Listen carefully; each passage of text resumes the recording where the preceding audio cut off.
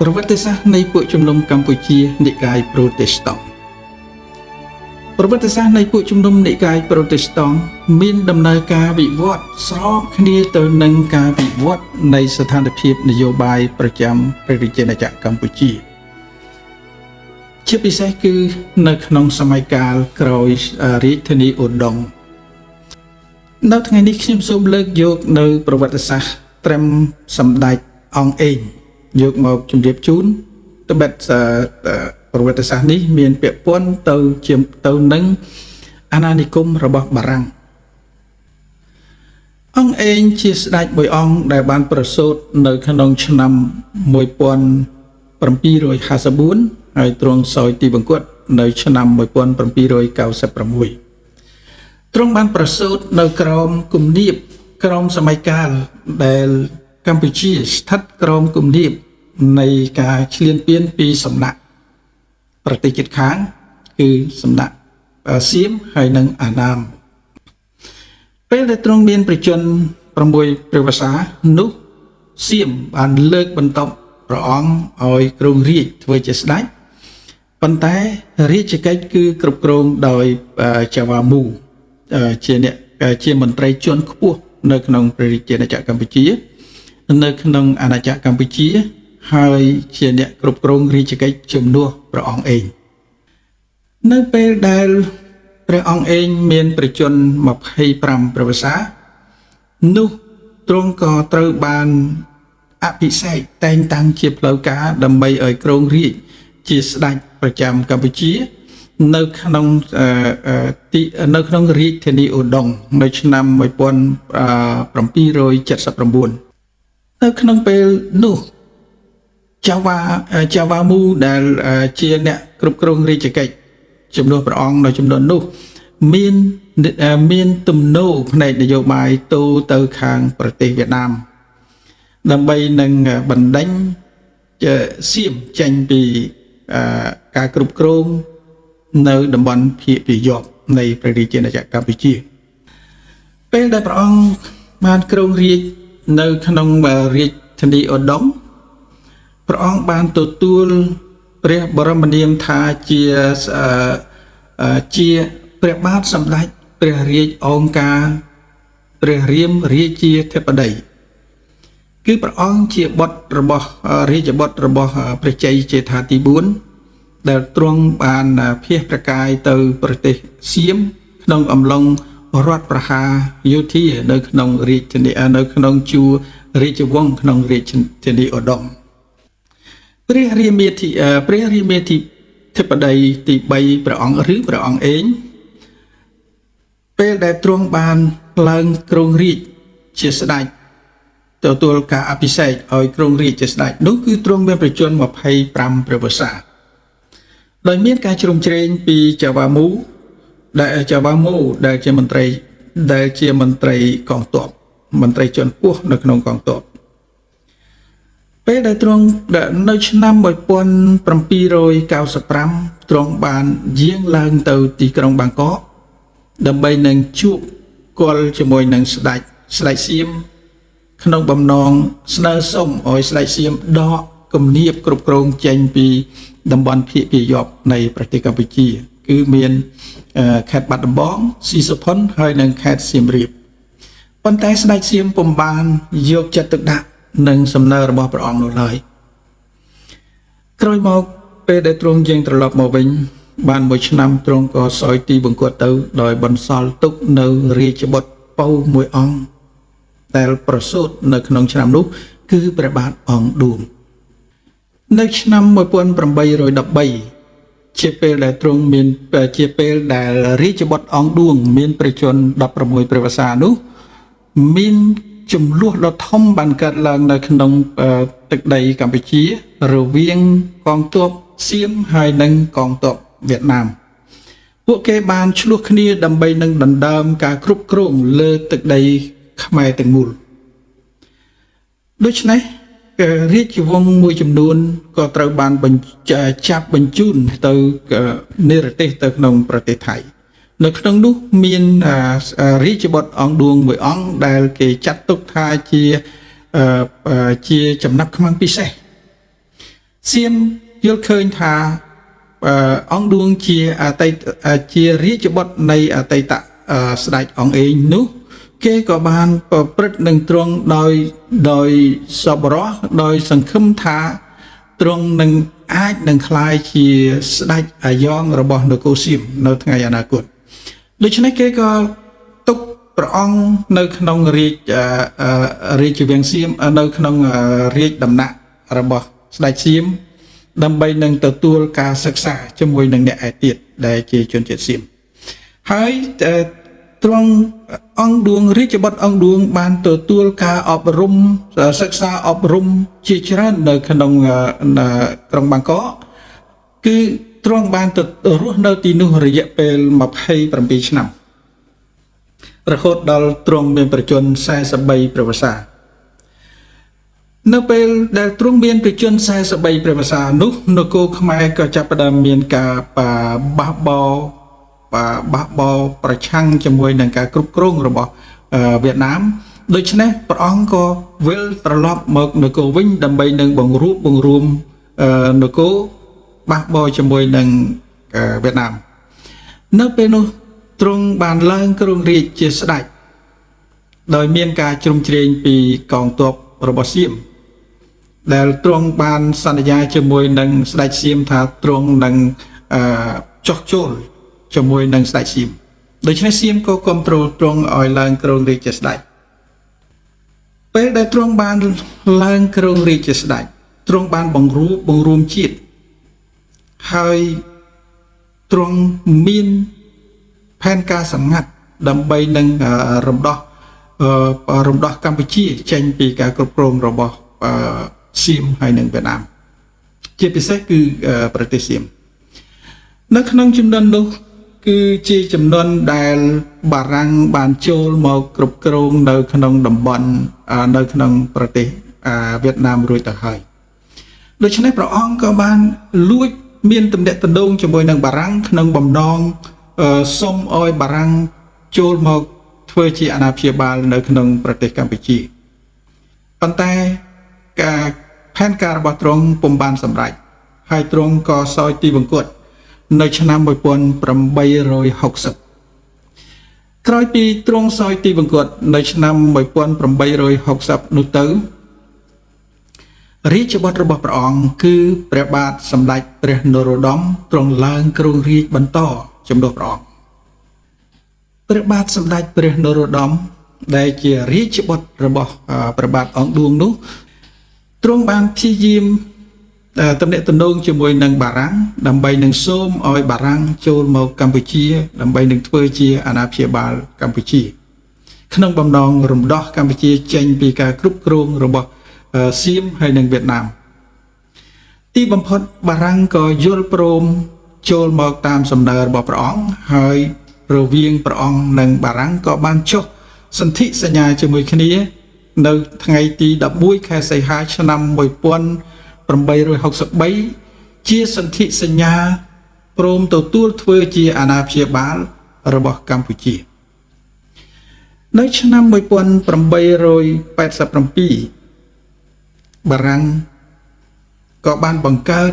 សហព័ន្ធមួយឈ្មោះហៅថាសហព័ន្ធឥណ្ឌូចិនពីព្រោះបារាំងបានគ្រប់គ្រង3ប្រទេសនៅក្នុងអាស៊ីអាគ្នេយ៍នេះគឺប្រទេសវៀតណាមប្រទេសឡាវហើយនិងកម្ពុជាដូច្នេះបារាំងបង្កើតជាសហព័ន្ធឥណ្ឌូចិនមួយដើម្បីចងក្រងនគរទាំង3ជាមួយគ្នាដើម្បីនឹងរួមសាមគ្គីគ្នាបណ្ដេញសត្រូវដែលឈ្លានពាននៅពេលនោះកម្ពុជាក៏បានចូលជាសមាជិកនៅក្នុងសហព័ន្ធឥណ្ឌូចិនរបស់បារាំងដែរដែលត្រូវបានគេស្គាល់ថាជា Indo-Chin បារាំង Friend Indochina ក្នុងកំឡុងពេលដែលបារាំងចូលមកធ្វើជាអាណាព្យាបាលនៅក្នុងប្រទេសកម្ពុជាបារាំងមានចំនួនមានសង្គ្រាមធំ2ជាមួយនឹងសៀមសង្គ្រាមធំទី1គឺជាសង្គ្រាមនៅក្នុងឆ្នាំ1893គឺពីថ្ងៃ13ខែកក្កដាដល់ថ្ងៃទី3ខែតុលាសង្គ្រាមនេះមានរយៈពេល2ខែកន្លះ មានរយៈពេល2ខែកន្លះជាដែលយើងហៅថាសង្គ្រាមបារាំងសៀមគឺជាសង្គ្រាមដែលបារាំងទាមទារឲ្យសៀមដកការគ្រប់គ្រងចេញពីភាគពាយ័ព្យចេញពីខេត្តមួយចំនួននៅក្នុងភាគពាយ័ព្យជាពិសេសគឺខេត្តបាត់ដំបងហើយនិងស្រុកសេរីសុភ័ណ្ឌហើយនិងខេត្តសៀមរាបបារាំងបានធ្វើសង្គ្រាមបណ្ដេញសៀមឲ្យចាក់ចេញពីខេត្តទាំងនេះដកការគ្រប់គ្រងចេញពីខេត្តទាំងនេះប៉ុន្តែសង្គ្រាមរយៈពេល2ខែកន្លះនោះអត់មានឈ្នះចាញ់នៅឡើយទេប៉ុន្តែក៏បានផ្អាកសង្គ្រាមសព្វាវុធបែរមកដោះស្រាយរឿងសង្គ្រាមការទូតវិញម្ដងក្នុងការធ្វើសង្គ្រាមការទូតនេះបានអូសបន្លាយរហូតដល់ឆ្នាំ1904ទើបបានសម្រេចជាផលផ្លែគឺបារាំងហើយនិងសៀមបានចុះអនុសញ្ញាជាមួយគ្នាដើម្បីនឹងកំណត់ខណ្ឌសីមានៃនគរទាំងពីរដែលយើងហៅថាអនុសញ្ញា1904នៅក្នុងអនុសញ្ញានេះគឺសៀមហើយនិងបារាំងបានបង្កើតគណៈកម្មការរួមគ្នាដើម្បីនឹងធ្វើការវាស់វែងព្រំដែនកំណត់ព្រំដែនរវាងកម្ពុជាហើយនិងសៀមហើយព្រះបាទនរោត្តមទ្រង់ក៏សោយទីវង្គតនៅឆ្នាំ1904នោះទៅបន្ទាប់ពីទ្រង់សោយទីវង្គតនៅឆ្នាំ1904នោះស្ដេចមួយអង្គទៀតដែលជារាជបុត្ររបស់ព្រះបាទអង្គឌួងជាមួយគ្នានោះប៉ុន្តែជាមេដាទីតីពីគ្នាជាមួយនឹងព្រះបាទនរោត្តមនោះព្រះបាទស៊ីសុវត្ថិទ្រង់ក៏ឡើងគ្រងរាជ្យបន្តហើយទ្រង់ក៏បន្តរាជកិច្ចតពីព្រះបាទនរោត្តមព្រះបាទសម្ដេចព្រះស៊ីសុវត្ថិដែលជាព្រះអនុជរបស់ព្រះបាទនរោត្តមនោះទ្រង់ក៏បានឡើងគ្រងរាជ្យនៅក្នុងថ្ងៃទី24ខែមេសាឆ្នាំ1904ទ្រង់ក៏បន្តរាជកិច្ចជាមួយពីព្រះបាទនរោត្តមបន្ទាប់ពីបារាំងនិងសៀមបានធ្វើការវាស់វែងនិងគូសផែនទីជាក់លាក់ដើម្បីនឹងកំណត់ខណ្ឌសីមារវាងនគរទាំងពីររួចហើយសៀមហើយនិងបារាំងក៏បានឈានដល់ការសម្រេចចុះសន្ធិសញ្ញាជាមួយគ្នាដែលយើងហៅថាសន្ធិសញ្ញាបារាំងសៀមឆ្នាំ1907នៅក្នុងសន្ធិសញ្ញានេះគឺជាការចុះកិច្ចព្រមព្រៀងទទួលស្គាល់ខណ្ឌសីមារវាងនគរទាំងពីរដែលភាគីខាងកម្ពុជាគឺមានបារាំងដែលជាអាណាព្យាបាលកម្ពុជាហើយភាគីខាងសៀមគឺមានព្រះបាទជូឡាលង្កនជាតំណាងឲ្យនគរសៀមទាំងមូលគឺចុះសន្ធិសញ្ញាទទួលស្គាល់ព្រំដែនដែលមាននៅលើផែនទីដែលបានរក្សាទុកនៅប្រទេសបារាំងរហូតដល់សប្តាហ៍ថ្ងៃនេះគឺជាផែនទីដែលអន្តរជាតិទទួលស្គាល់នៅក្នុងសន្ធិសញ្ញានេះបារាំងបានព្រមព្រៀងប្រគល់ខេត្តត្រាតនិងកោះមួយចំនួននៅភាគខាងត្បូងឲ្យទៅសៀមហើយនឹងប្រគល់ស្រុកដានសៃដែលជាព្រំដែនរវាងប្រទេសឡាវហើយនិងសៀមប្រគល់ឲ្យទៅសៀមវិញចំណែកសៀមគឺត្រូវបានដកការគ្រប់គ្រងទាំងស្រុងចេញពីខេត្តបាត់ដំបងចេញពីស៊ីសុផុនហើយនឹងចេញពីខេត្តសៀមរាបប្រគល់មកឲ្យកម្ពុជាមកឲ្យបារាំងដើម្បីនឹងគ្រប់គ្រងវិញនេះហើយជាសន្ធិសញ្ញាបារាំងសៀម1904និង1907ចាប់ពីពេលនោះមកកម្ពុជាក៏មានសុខសន្តិភាពហើយក៏ចាប់ផ្ដើមអភិវឌ្ឍប្រទេសជាតិគឺយើងអភិវឌ្ឍលើវិស័យគមនាគមន៍វិស័យសំណង់ស្ថាបត្យកម្មវិស័យអប់រំគឺជាច្រើនវិស័យនៅក្នុងប្រទេសកម្ពុជាយើងនៅក្នុងសម័យអាណាព្យាបាលរបស់បារាំងគឺយើងមានការអភិវឌ្ឍ